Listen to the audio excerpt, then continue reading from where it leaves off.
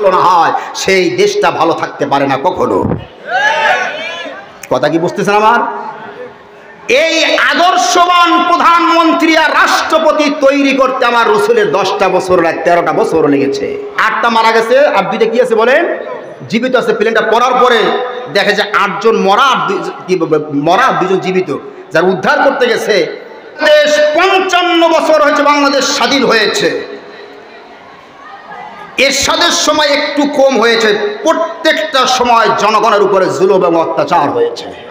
যাদের উপরে তোমরা লানত করো, যাদের উপরে তোমরা বদদুয়া করো, ওরা হলো এবং তারাও তোমাদের বদদুয়া করে, এরা হলো তোমাদের খারাপ শাসক। বলেন নাউজুবিল্লাহ। তারা জানবে না। এখন শুনে আমি সংক্ষিপ্ত আকারে আপনাদেরকে বোঝাবার চেষ্টা করব সহজ ভাষায়, খুব খেয়াল করেন। আপনারা আমরা মনে করেন একটা গাড়ি বাস ঢাকা কোস্ট কাউন্টার থেকে নাবিল গাড়ি যায় ঢাকাতে। নাবিল গাড়িটা খুব সুন্দর, আধুনিক, যত কিছু দেওয়া সম্ভব সব কিছু আছে নাবিল গাড়িটার মধ্যে। মনে করেন এসি আছে, তারপরে আপ্যায়নের সুন্দর ব্যবস্থা আছে, সব কিছু আছে, সিটগুলা খুব সুন্দর, সব ঠিক আছে। কিন্তু ড্রাইভারটা ভালো না, ড্রাইভারটা নেশাগ্রস্ত। আপনারা বলেন এই গাড়িটা কি রাস্তায় থাকবে, না হয়তো নদীতে যাবে, নাহলে খালে যাবে, আর নাহলে কোথায় যাবে বলেন? বিলে পড়বে, রাস্তার বাইরে থাকবে। আমরা 16 কোটি জনগণ, আমরা হলাম গাড়ির প্যাসেঞ্জার, যাত্রী। গোটা বাংলাদেশটা হলো একটা গাড়ি। কি বলে ঠিক কিনা? এই গাড়িটা যতই সুন্দর হোক, যতই ব্রিজ হোক, কালভার হোক, চোখ ধাঁধানো বিল্ডিং হোক, এই গাড়ির ড্রাইভার হচ্ছেন বাংলাদেশের যিনি প্রধানমন্ত্রী, তিনি।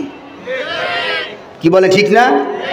গাড়ি বাংলাদেশে যত সুন্দর হোক, পদ্মা ব্রিজ হয়েছে, রাস্তাঘাট সব উন্নয়ন হয়েছে, কিন্তু গাড়ির ড্রাইভার যদি নেশাগ্রস্ত হয়, যেরকম গাড়িটা রাস্তায় থাকে না, খালে বা বিলে যায়, আর সেই প্যাসেঞ্জারগুলো হয়তো কেউ যাবে কবরে, কেউ যাবে শ্মশানে। একটি দেশ যতই সুন্দর হোক, চোখ ধাঁধানো যত সুন্দর জিনিস হোক না কেন, সেই দেশের প্রধানমন্ত্রী, মন্ত্রী আর সচিবরা যদি ভালো না হয়, সেই দেশটা ভালো থাকতে পারে না কখনো। কথা কি বুঝতেছেন আমার? এই আদর্শবান প্রধানমন্ত্রী আর রাষ্ট্রপতি তৈরি করতে আমার রসুলের 10টা বছর 13টা বছর লেগেছে। রসুল তৈরি করেছেন আবু বকরকে, রসুল তৈরি করেছেন ওমরকে, রসুল তৈরি করেছেন ওসমানকে, রসুল তৈরি করেছেন আলীকে। সুবহানাল্লাহ বলবেন না? ড্রাইভার গুলো ভালো ছিল, যার কারণে দেশটাও খুব সুন্দর চলতো। সুবহানাল্লাহ বলবেন না?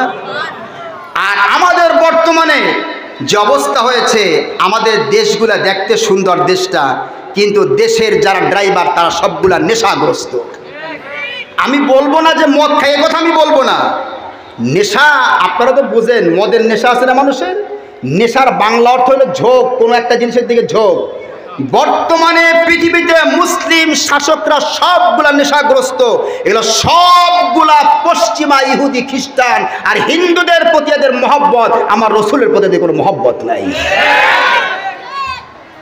এরা সব নেশাগ্রস্ত। রসুলকে আদর্শ হিসাবে বাদ দিয়েছে, রসুলের কথা এরা মানতে রাজি না। রাষ্ট্র এবং সমাজে রসুলকে বাদ দিয়েছে। কেউ হিন্দুর অনুসরণ করে, কেউ তো অনুসরণ করে খ্রিস্টানদের। কি বলে ঠিক কিনা? খ্রিস্টানদের আদর্শ আর হিন্দুদের আদর্শ বাংলাদেশে কেউ কায়েম করার চেষ্টা করেছে, যার কারণে তাদের আদর্শের কারণে এই বাংলাদেশটা আজকে জাহান্নামে পরিণত হয়েছে। আজকে যদি রসুলকে আদর্শ হিসেবে মানতাম, রসুল যে পদ্ধতিতে কোরআন দিয়ে শাসন করেছে, দেশ রাষ্ট্র শাসন করেছে, সেইভাবে যদি বাংলাদেশটা শাসন হতো, বাংলাদেশ আপনারা কল্পনাও করতে পারতেন না এই বাংলাদেশটা কতটা জান্নাতি একটা পরিবেশ হতো বাংলাদেশটা। কিন্তু আমাদের দেশে যারা রাজনীতিবিদ, যারা, আমি আপনাদেরকে বলেছি, এরা কোনোদিন সত্য কথা বলে না, সব সময় মিথ্যা কথা বলে। কি বলে ঠিক কিনা? 10টা লোক রাজনীতিবিদ প্লেনে যাইতেছে, অ্যাক্সিডেন্ট হয়েছে, 10টার মধ্যে 8টা মারা গেছে আর 2টা জীবিত আছে। কয়টা মারা গেছে? 8টা মারা গেছে আর 2টা কি আছে বলেন? জীবিত আছে। প্লেনটা পড়ার পরে দেখে যে 8 জন মরা আর 2 জন জীবিত, যারা উদ্ধার করতে গেছে তাদেরকে বলতেছে কাতরি, ওই 2 জন ভাই আমাদেরকে বাঁচান। বাঁচায় নাই, ওই 2টার ওই 8টার সাথে একসাথে দাপন করে দিয়েছে, মাটিতে ঢুকাই দিয়েছে। তো পাশে একজন জিজ্ঞাসা করতেছে, এই তোরা যারা উদ্ধার করলি এর মধ্যে সবগুলোকে মরছিল? বলে হ্যাঁ, সবগুলো প্রশ্ন তো দুইটা লোক কাতরে কাতরে কইতেছিল যে আমরা জীবিত আছি, তারপরে মাটি দিলি কেন? রাজনীতিবিদদের কথা বিশ্বাস করি না, এই জন্য মাটি দিয়ে দিছি। বলে মিথ্যা কথা বলে, কইছে জীবিত ছিল, আসলে জীবিত, আসলে মরা। আমাদের রন্দে রন্দে আমাদেরকে ওয়াদা, আর ওয়াদার পরে বলে ক্ষমতায় গেলে মন খারাপ করতেছেন নাকি আপনারা?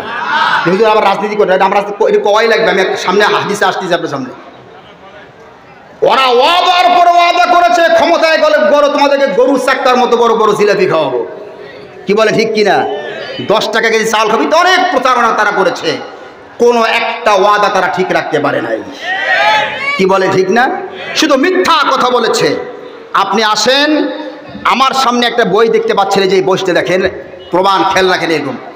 এই বইটা আমাদের বাংলাদেশে ডিগ্রিতে পড়ানো হয়, এটা হলো রাষ্ট্রবিজ্ঞানের বই। কি বই বলেন? আপনারা আশ্চর্য হবেন শুনলে। আমি মাঝে মাঝে আমার মসজিদে বলি, তো অনেক মসজিদে আশ্চর্য হয়। এই বইটা হলো শয়তানের লেখা বই, আর এটা হলো আমার আল্লাহর। এই দুইটার মধ্যে পার্থক্যটা কি, এইটা আজকে আপনাদেরকে আমার বুঝাবো, এই জন্য বসছি আজকে এখানে। এই বইটার মধ্যে একটা চ্যাপ্টার আছে, একটা অধ্যায় আছে রাষ্ট্রবিজ্ঞানের। সেই চ্যাপ্টার লেখা, স্পষ্ট লেখা আছে, রাষ্ট্রপ্রধান, খেয়াল করেন, রাষ্ট্রপ্রধান যিনি হবেন, একটু তাকান আমার দিকে, সে রাষ্ট্রপ্রধান, সে কোনো দয়া মায়া ভালোবাসা, খেয়াল করেন, দয়া মায়া ভালোবাসা দিয়ে রাষ্ট্র পরিচালনা করবে না, সে রাষ্ট্র পরিচালনা করবে নিষ্ঠুরতার সাথে। নাউজুবিল্লাহ বলবেন না? এই বইতে, এই যে আমার কাছে দেখবেন বা যারা পড়ে তারা দেখবেন, 1 নম্বর পয়েন্ট খেয়াল রাখবেন,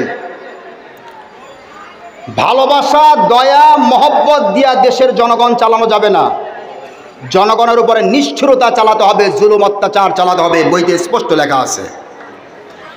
আপনারা বাংলাদেশ 55 বছর হয়েছে বাংলাদেশ স্বাধীন হয়েছে, এরশাদের সময় একটু কম হয়েছে, প্রত্যেকটা সময় জনগণের উপরে জুলুম এবং অত্যাচার হয়েছে। আবার ভুল বুঝলেন, আমি তো জাতীয় পার্টি করি না, তো চামড়া থাকবে না আবার, কিন্তু জাতীয় পার্টি করি না, এমনি বললাম, বাস্তব যাতাই। জুলুম অত্যাচার তারা এইখান থেকে শিখেছে। এই বইতে শেখানো আছে যে জনগণের উপরে তোমরা নিষ্ঠুরতার মাধ্যমে স্টিম রোলার চালিয়ে তোমরা জনগণকে ভয় ভীতির মধ্যে রেখে রাষ্ট্র পরিচালনা করবে। এইটা হলো আমাদের বইয়ের কথা। আখিরি জামানার পয়গম্বর নবী মুহাম্মদুর রাসূলুল্লাহ সাল্লাল্লাহু আলাইহি ওয়াসাল্লাম তিনি কি বলেছেন, এখন তার হাদিস থেকে শুনেন। নবী করিম সাল্লাল্লাহু আলাইহি সাল্লাম বলেছেন, কালা রাসূলুল্লাহ সাল্লাল্লাহু আলাইহি ওয়াসাল্লাম, খিয়ারুকুম আইম্মাতুকুম আল্লাযীনা ইউহিব্বুনাহুম ওয়া ইউহিব্বুনাকুম ওয়া ইউসাল্লুনা ওয়া তুসাল্লুনা আলাইহিম ওয়া ইউসাল্লুনা আলাইকুম ওয়া শিরারু আইম্মাতিকুম আল্লাযী তাবগাদুনাহুম ওয়া ইয়াবগাদুনাকুম ওয়া তালআনুনাহুম ওয়া ইয়ালআনুনাকুম। হাদিস। নবী করিম সাল্লাল্লাহু আলাইহি ওয়াসাল্লাম বলেছেন, তোমাদের ভালো খলিফা শাসক তারা, রাসূল পরিচয় দিয়েছেন, যাদেরকে তোমরা ভালোবাসো এবং তারা তোমাদেরকে ভালোবাসে। সুবহানাল্লাহ বলবেন না? তোমাদের ভালো শাসক তারা, যে যাদেরকে তোমরা ভালোবাসো আর তারাও তোমাদেরকে। আমাদের শাসকরা, আমরা আমাদের শাসকদেরকে এমন ভালোবাসি, আমাদের ভালোবাসার ঠেলায় তারা দেশে থাকতে পারে না।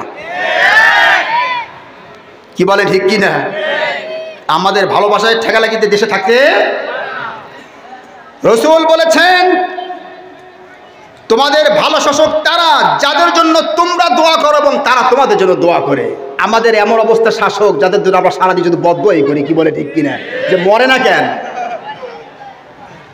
ওয়াশিরারু আইম্মাতিকুম আল্লাযী তাবগাদুনাহু ওয়া তাবগাদুনাকুম।